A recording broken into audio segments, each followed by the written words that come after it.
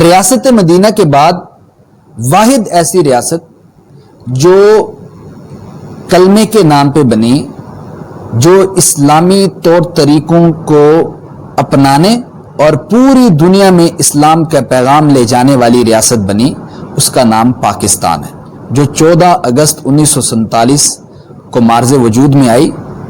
اور آج کا جو دن ہے 14 اگست، یہ نہ صرف پاکستانیوں کے لیے بلکہ پوری امت کے لیے ایک خوشی کا دن ہے۔ تو اس خوشی کے دن پہ میں تمام مسلمانوں کو، پوری امت کو مبارکباد پیش کرتا ہوں، اور اپنی پوری امت کو پاکستان کی خوشیاں بہت بہت مبارک ہوں۔ جیسا کہ ہمیں معلوم ہے کہ پاکستان واحد ایسا مسلم ملک ہے جو 2 پاورز رکھتا ہے، ایک کلمے کی طاقت اور دوسری ایٹمی طاقت۔ اسی وجہ سے پاکستان عالم کفر کی نظروں میں کھٹکتا رہا، اور اس کے خلاف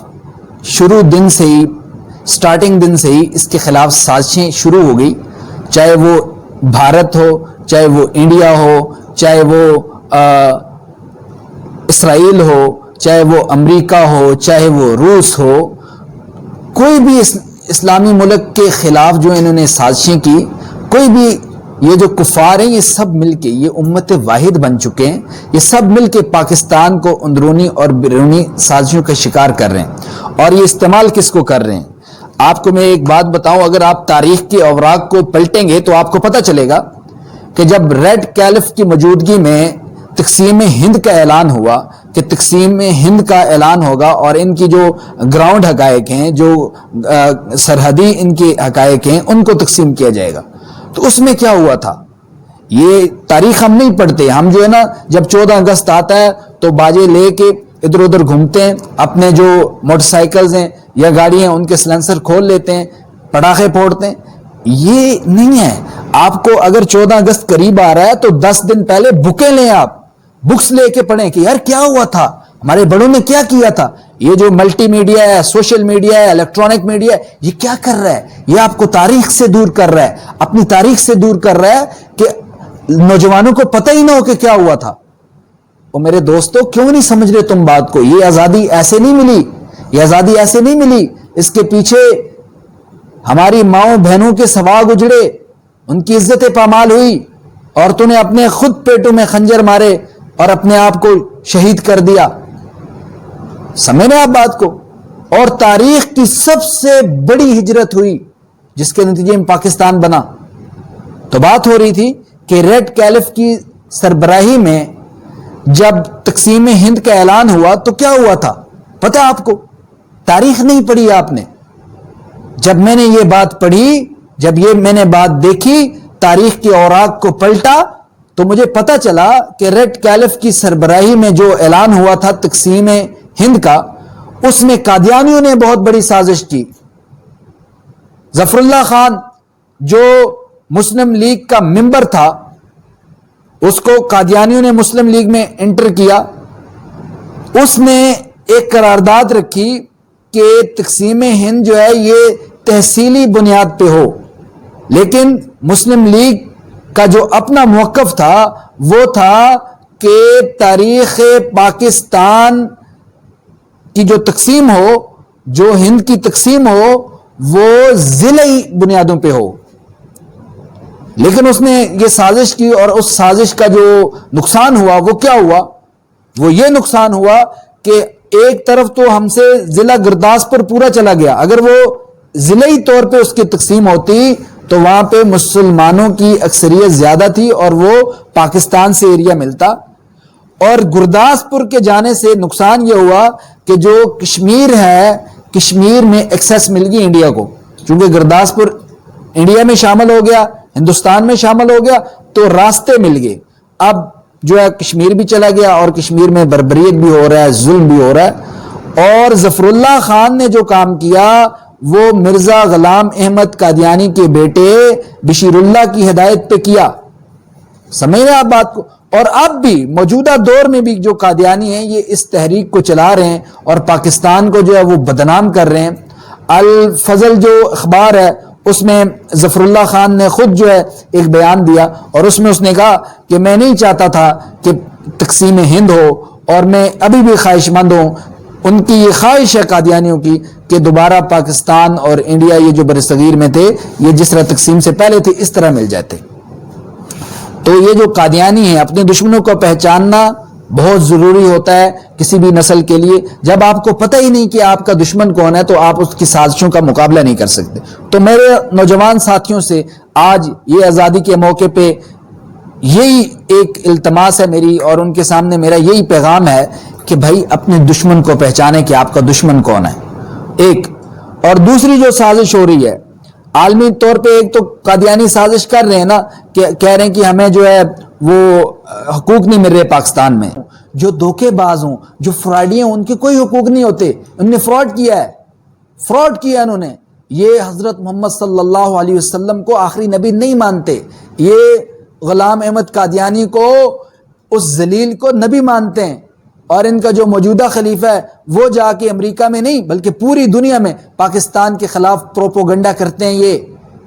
اور یہ ٹرمپ کے ساتھ انہوں نے گزشتہ 2 سال کی بات ہے، ٹرمپ کے ساتھ انہوں نے جا کے میٹنگز کی اور سلامتی کونسل میں جا کے یہ پاکستان کے خلاف سازشیں کر رہے ہیں۔ اور دوسری بات یہ کہ اس وقت نوجوانوں ایک بات کو سمجھو، ہمارے پاس 2 طاقتیں ہیں، ایک کلمے کی طاقت، ایک ایٹمی طاقت، ان کو آپس میں لڑانے کی کوشش کی جا رہی ہے۔ کلمے کی جو طاقت ہے وہ علماء کے پاس ہے، وہ اس میدان کو علماء نے سنبھالا ہوا ہے، اور جو ایٹمی طاقت ہے اس کو ہماری افواج نے سنبھالا ہوا ہے۔ تو اس وقت سازش یہ کی جا رہی ہے کہ ان 2 طاقتوں کو آپس میں لڑایا جائے، کیونکہ ہمارے ساتھ کوئی بھی مقابلہ نہیں کر سکتا اللہ کی مہربانی سے۔ ہمارے پاس 2 ایسی طاقتیں ہیں جو کسی کے پاس نہیں، کلمے کی طاقت کفار کے پاس نہیں ہے، اور اس کے بعد ایٹمی طاقت، سب سے اچھا ایٹم بم پاکستان کے پاس جو کسی کے پاس نہیں ہے، جو آج تک کوئی بنا نہیں سکا۔ اس کے محافظ افواج پاکستان، اور جو ہماری نظریاتی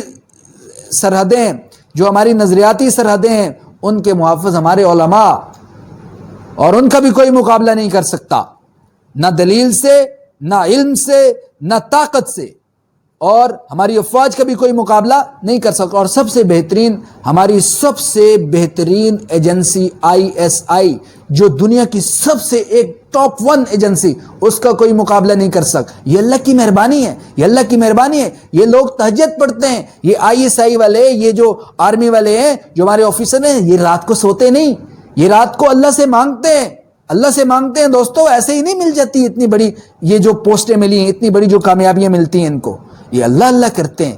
اور اس لیے میری بات سمجھیں، ہمیشہ علماء اور افواج یہ آپس میں اتحاد رکھیں، آپس میں محبت رکھیں، اور جو ان کے درمیان لڑائی کو پھیلانے کی کوشش کرتا ہے، لڑائی کو ہوا دینے کی کوشش کرتا ہے، چھوٹے چھوٹے معاملات کو ابھار کے بڑا کرتا ہے، وہ لعنتی منحوس، وہ اپنے آپ کو سمجھے، اپنے آپ کو سنبھالے، اور کسی قسم کی کوئی اس طرح کی بات نہیں ہونی چاہیے، چاہے وہ ہماری افواج ہے، وہ ہمارے سر کا تاج ہے، ہمارے علماء ہے، ہمارے سر کا تاج ہے، یہ آپس میں اتحاد رکھیں، یہ بہت بڑی طاقتیں، جب تک یہ آپس میں متحد رہیں، عالم کفر ان سے دم دبا کے بھاگتا رہا۔ اور جب ہم عالم کفر کو موقع دیتے ہیں، جب ہم علماء اور مشائخ اور جو افواج آپس میں جب انتشار کا شکار ہو جاتے ہیں، جب اختلاف کا شکار ہو جاتے ہیں، تو پھر ان کو موقع ملتا ہے ہمارے معاملات میں مداخلت کرنے کا۔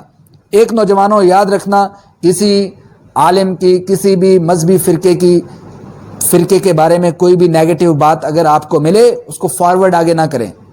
دوسری بات، افواج کے خلاف جو بھی بھونکے، جو بھی بات کرے، اس بات کو آگے فارورڈ نہ کریں، بلکہ اس کو کمنٹ کریں کہ آپ ایک وائلنس کر رہے ہو، ٹھیک ہے، اس کو کمنٹ کریں۔ اور دوسری بات، قادیانیوں کو پہچان کے رکھو۔ قادیانی جس بھی محکمے میں، میری یہ التماس ہے حکومت پاکستان سے اور تمام اسلامی ممالک سے کہ قادیانی جس بھی محکمے میں آپ کو ملے اس کو فوری وہاں سے نکالیں۔ یہ بہت بڑے سازشی ہیں، اور یہ سازشیوں کے تحت محکموں میں آتے ہیں اور پھر محکموں کو تباہ کرتے ہیں اور اپنے اختیارات کو غلط استعمال کرتے ہیں۔ اور میرے نوجوان ساتھیوں، آزادی کا یہ مطلب نہیں کہ تم باجے مارو، تم باجے پٹاخے پھوڑو، بلکہ تم اپنے دشمنوں کو سمجھو اور تاریخ پاکستان کو پڑھو۔ اور مسلمان پوری دنیا کو فتح کرنے کے لیے اللہ پاک نے مسلمان کو بنایا ہے، یہ صرف محدود نہ رکھو اپنے بارڈرز کو کہ صرف پاکستان، جس طرح گریٹر اسرائیل کا انہوں نے منصوبہ بنایا ہے، ہمارا بھی منصوبہ ہونا چاہیے کہ ہم گریٹر پاکستان بنائیں۔ انشاءاللہ ہم گریٹر پاکستان بنائیں گے۔ او اسرائیلی کتو، ہم تمہیں آج بتانا چاہتے ہیں اس آزادی کے موقع پہ کہ گریٹر پاکستان بنے گا اور پوری دنیا میں انشاءاللہ پاکستان کا جھنڈا لہرائے گا اور یہ اسلامی ریاست بن کے رہے گی۔ پوری دنیا کو ہم نے انشاءاللہ اسلامی ریاست بنانا ہے۔ تم بھونکتے رہو، تم سازشیں کرتے رہو، انشاءاللہ 74 سالوں میں پاکستان کو کوئی فرق نہیں پڑا، آگے بھی نہیں پڑے گا۔ تم ہی پٹو گے، تم ہی پٹو گے۔ تم جو یہ بار بار ہمیں دکھا رہے ہو نا کہ ہمارے پاس طاقت ہے، ہمارے پاس ٹیکنالوجی ہے، او کتو، افغانستان میں تمہیں مار پڑی، ٹیکنالوجی سے تم لیس تھے، تمہیں منہ کی کھانی پڑی، تم رات کو دم دبا کے بھاگے، تم اس طرح بھاگو گے۔ تم فلسطین پہ ظلم کر رہے ہو، تم کشمیر پہ ظلم کر رہے ہو، تم چیچنیا بوسنیا پہ ظلم کر رہے ہو، ایک دن تم وہاں سے بھی دم دبا کے بھاگو گے۔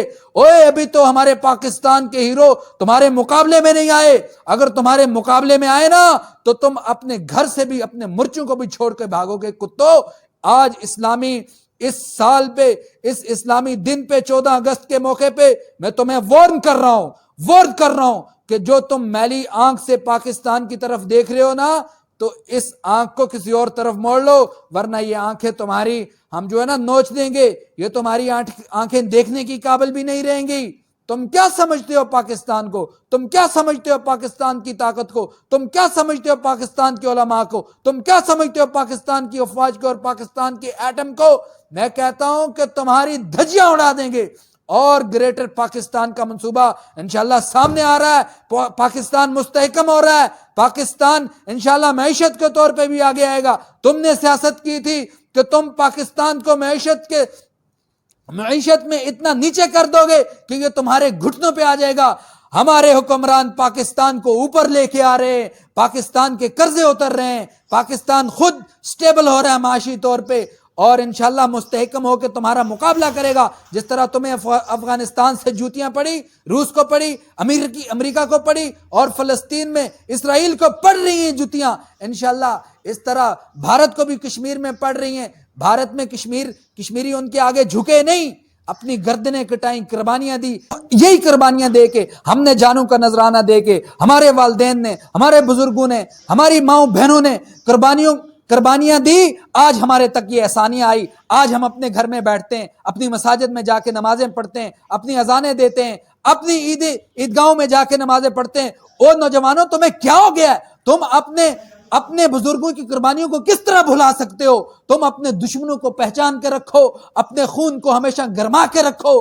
علامہ اقبال نے کہا تھا نا، محبت مجھے ان جوانوں سے ہے، ستاروں پہ ڈالتے ہیں جو کمن۔